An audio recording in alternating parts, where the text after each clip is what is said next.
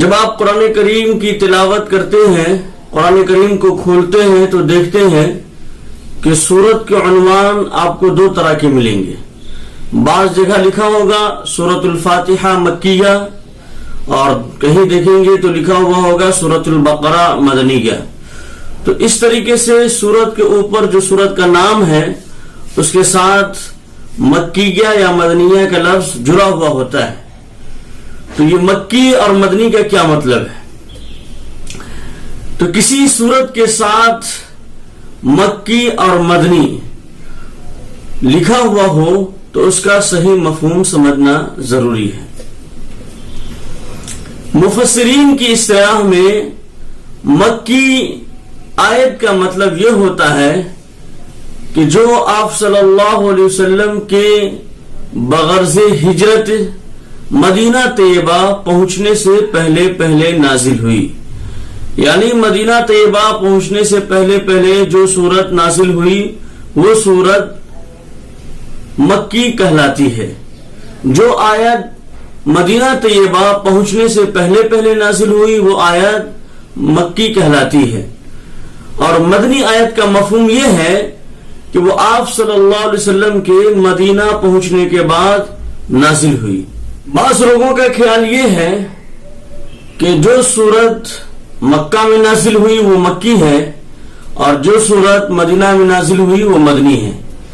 یعنی جو آیتیں مکۃ المکرمہ میں نازل ہوئی اس کو لوگ مکی گمان کرتے ہیں، اور جو آیت مدینہ المنورہ میں نازل ہوئی اتری اس کو لوگ مدنی گمان کرتے ہیں. یہ مطلب درست نہیں ہے، صحیح نہیں ہے. اس لیے کہ کئی آیتیں ایسی ہیں جو شہر مکہ میں نازل نہیں ہوئی لیکن ہجرت سے پہلے نازل ہونے کی وجہ سے انہیں مکی کہا جاتا ہے. چنانچہ جو آیتیں منا، عرفات یا سفر معراج کے دوران نازل ہوئی وہ بھی مکی کہلاتی ہیں. یہاں تک کہ جو آیتیں سفر ہجرت کے دوران مدینے کے راستے میں نازل ہوئی ان کو بھی مکی کہا جاتا ہے. اسی طرح بہت سی آیات ایسی ہیں جو شہر مدینہ میں نازل نہیں ہوئی مگر وہ مدنی ہیں. چنانچہ ہجرت کے بعد آپ صلی اللہ علیہ وسلم کو بہت سے سفر پیش آئے جن میں آپ صلی اللہ علیہ وسلم مدینہ طیبہ سے سینکڑوں میل دور بھی تشریف لے گئے. ان تمام مقامات پر نازل ہونے والی آیتیں مدنی کہلاتی ہیں. یہاں تک کہ ان آیتوں کو بھی مدنی کہا جاتا ہے جو فتح مکہ یا غزوہ حدیبیہ کے موقع پر خاص شہر مکہ یا اس کے مضافات، اس کے علاقے کنارے میں، اس کے اطراف و اکناف میں نازل ہوئی. چنانچہ آیت قرآنی دیکھیے، ان اللہ یأمرکم ان تؤدوا الامانات الی اہلہا. یہ سورۃ النساء کی آیت ہے، آیت نمبر 58 یہ مدنی ہے. حالانکہ آپ غور کریں تو یہ مکۃ المکرمہ میں نازل ہوئی ہے. پھر بعض صورتیں ایسی ہیں کہ وہ پوری کی پوری مکی یا پوری کی پوری مدنی ہیں. جیسے آپ دیکھیں سورۃ المدثر 29 پارہ میں ہے، یہ پوری مکی ہے. اور سورۃ آل عمران پوری مدنی ہے.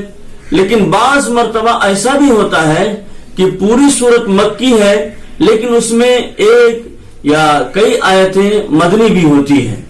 بعض مرتبہ اس کے برعکس بھی ہوتا ہے. مثلا سورۃ الاعراف میں آپ دیکھیں وَاسْأَلُوا مَنِ الْقَرْيَةِ الَّتِي كَانَتْ حَاضِرَةَ الْبَحْرِ سے لے کر وَإِذْ أَخَذَ رَبُّكَ مِنْ بَنِي آدَمَ یہاں تک آپ دیکھیں. اسی طریقے سے سورۃ الحج مدنی ہے لیکن اس میں 4 آیتیں یعنی وَمَا أَرْسَلْنَا مِنْ قَبْلِكَ مِنْ رَسُولٍ وَلَا نَبِيٍّ إِلَّا إِذَا تَمَنَّا یہاں سے لے کر کے عذاب یوم عقیم تک مکی ہیں. اس سے بھی یہ واضح ہو جاتا ہے کہ کسی سورت کا مکی یا مدنی ہونا عموماً اس کی اکثر آیتوں کے اعتبار سے ہوتا ہے. اور اکثر ایسا ہوتا تھا کہ جس سورت کی ابتدائی آیت ہجرت سے پہلے نازل ہو گئی اسے مکی قرار دے دیا گیا، گرچہ بعد میں اس کی بعض آیتیں ہجرت کے بعد نازل ہوئی. مکی اور مدنی آیتوں کی خصوصیات. मुफस्सिरीन किराम ने, उलमाए तफसीर ने मक्की और मदनी सूरतों का इस्तिक़रा करके उनकी बाज ऐसी खुसूसियात बयान फरमाई हैं जिनसे पहली नजर में मालूम हो जाता है कि ये सूरत मक्की है या मदनी है। उनमें से बाज खुसूसियात कायदा कुल्लिया की हैसियत रखती है। नंबर 1, हर वो सूरत जिसमें लफ्ज कल्ला, जिसके माना है हरगिज नहीं, तो लफ्ज कल्ला आया है वो मक्की है।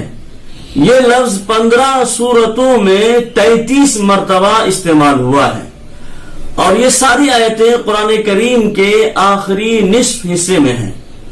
नंबर 2, सूरतुल बकरा के सिवा हर वो सूरत जिसमें आदम अलैहिस्सलाम और इब्लीस का जिक्र है वो मक्की है। नंबर 3, हर वो सूरत जिसमें हनफी मसलक के मुताबिक कोई सजदे की आयत मौजूद है वो मक्की है। नंबर 4, हर वो सूरत जिसमें जिहाद की, क़िताल की इजाजत या उसके अहकाम मज़कूर हो वो मदनी है। नंबर 5, हर वो आयत जिसमें मुनाफिकों का जिक्र है वो मदनी है।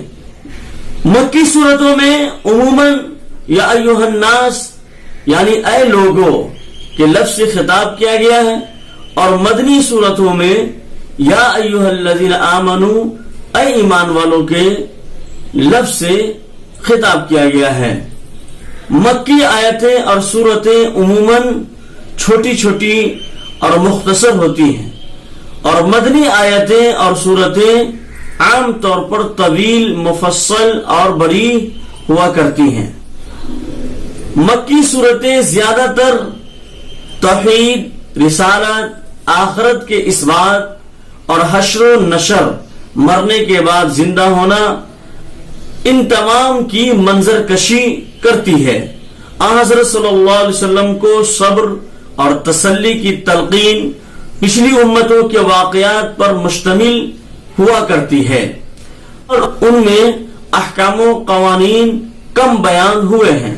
इसके बरअक्स मदनी सूरतों में खानदानी और तमुद्दनी कवानीन, जिहाद व क़िताल के अहकाम, हुदूद व फराइज़, मसला मसाइल वगैरह बयान किए जाते हैं।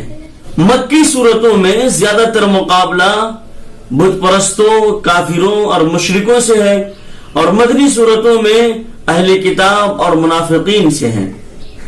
मक्की सूरतों का उसलूब बयान ज्यादा पुरशिको और उसमें इस्तिआरात और तशबीहात और तमसीलें, मिसालें ज्यादातर मौजूद हैं और ज़ख़ीरा अल्फाज बहुत वसी है। उसके बरअक्स, उसके बरखिलाफ मदनी सूरतों का अंदाजा निस्बतन सादा है। मक्की और मदनी सूरतों के अंदाजो उसलूब में ये फर्क दरअसल हालात, माहौल और मुखातबों के इख्तिलाफ की वजह से पैदा हुआ है। मक्की जिंदगी में मुसलमानों का वास्ता चूंकि ज्यादातर अरब के बुत परस्तों से था और कोई इस्लामी रियासत वजूद में नहीं आई थी, इसलिए उस दौर में ज्यादा जोर अकायद की दुरुस्तगी, अखलाक की इस्लाह, बुत परस्तों की मुदल्लल तरदीद और कुरान करीम की शान एजाज के इजहार पर दिया गया है। उसके बरखिलाफ मदीना तैयबा में एक इस्लामी रियासत वजूद में आ चुकी थी। लोग जोक दर जोक इस्लाम के साये तले आ रहे थे, इस्लाम के शीतल छाया में आराम कर रहे थे। अमली सतह पर बुत परस्ती का इब्ताल हो चुका था, खात्मा हो चुका था और तमाम तर नजरियाती मुकाबला अहले किताब से था। इसलिए यहाँ अहकाम व कवानीन और हुदूद व फराइज की तालीम और मसले मसाइल अहले किताब की तरदीद पर ज्यादा तवज्जो दी गई। उसी के मुनासिब उसलूब बयान इख्तियार भी किया गया।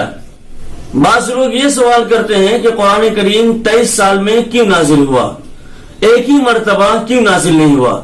जिस तरीके से हज़रत मूसा अलैहिस्सलाम को तौरात एक ही मर्तबा दे दिया गया। और ये सवाल पुराना है, कोई नया नहीं है। कुफार और मुशरिकीन भी इससे पहले इस तरह के सवालात किए, कुरान करीम के अंदर है वक़ाल लल्लज़ीना कफ़रू लौला नुज़्ज़िला अलैहिल कुरआनु जुमलतन वाहिदा, كذلك لنثبت به فؤادك ورتلناه ترتيلا ولا يأتونك بمثل إلا جئناك بالحق وأحسن تفسيرا. یہ سورۃ الفرقان آیت نمبر 32 اور 33 ہے کہ کافروں نے کہا کہ آپ پر قرآن ایک ہی دفعہ کیوں نازل نہیں کیا گیا. اسی طرح ہم نے قرآن کو تدریجاً اتارا تاکہ ہم آپ کے دل کو مطمئن کر دیں. آہستہ آہستہ دھیرے دھیرے جیسے جیسے ضرورت پڑی ویسے اللہ تبارک و تعالی نے تدریجاً قرآن کریم کو نازل فرمایا تاکہ آپ کا دل مطمئن ہو جائے. اس کو رفتہ رفتہ پڑھا ہے اور وہ کوئی بات آپ کے پاس نہیں لائیں گے مگر ہم آپ کے پاس حق لائیں گے. یعنی قرآن کریم کے اندر جو کچھ بھی ہے سب برحق ہے اور سب حق ہے. امام رازی رحمت اللہ علیہ نے اس آیت کی تفسیر میں قرآن کریم کے تدریجی نزول کی جو حکمتیں بیان فرمائی ہیں یہاں ان کا خلاصہ سمجھ لینا کافی ہے. وہ فرماتے ہیں کہ حضرت صلی اللہ علیہ وسلم امی تھے, لکھے پڑھے نہیں تھے, اس لیے اگر سارا قرآن ایک مرتبہ نازل ہو جاتا تو اس کو یاد رکھنا اور ضبط کرنا دشوار ہوتا, مشکل ہوتا. اس کے برخلاف حضرت موسیٰ علیہ السلام لکھنا پڑھنا جانتے تھے, اس ان پر تورات ایک ہی مرتبہ نازل کر دی گئی. اگر پورا قرآن ایک دفعہ نازل ہو جاتا تو تمام احکامات کی پابندی فوراً لازم ہو جاتی اور یہ اس حکیمانہ تدریج کے خلاف ہوتا جو شریعت محمدی صلی اللہ علیہ وسلم میں ملحوظ رکھی گئی ہے. حضرت صلی اللہ علیہ وسلم کو اپنی قوم کی طرف سے ہر روز نئی نئی تکلیفیں, نئی نئی اذیتیں, نئے نئے مسئلے سامنے پیش آتے تھے. آپ صلی اللہ علیہ وسلم کو جھیلنا پڑتا تھا, برداشت کرنا پڑتا تھا. تو حضرت جبرائیل علیہ السلام کا بار بار قرآن کریم کو لے کر کے آنا ان اذیتوں کے مقابلے کو آسان بنا دیتا تھا اور آپ صلی اللہ علیہ وسلم کی تقویت اور قلب کا سامان بنتا تھا. قرآن کریم کا ایک بڑا حصہ لوگوں کے سوالات کے جواب اور مختلف واقعات سے متعلق ہیں, اس لیے ان آیتوں کا نزول اسی وقت مناسب تھا جس وقت وہ سوالات کیے گئے یا وہ واقعات پیش آئے. اس سے پہلے مسلمانوں کی بصیرت بھی بڑھتی تھی اور قرآن کریم کی غیبی خبریں بیان کرنے سے اس کی حقانیت اور زیادہ آشکار ہو جاتی تھی.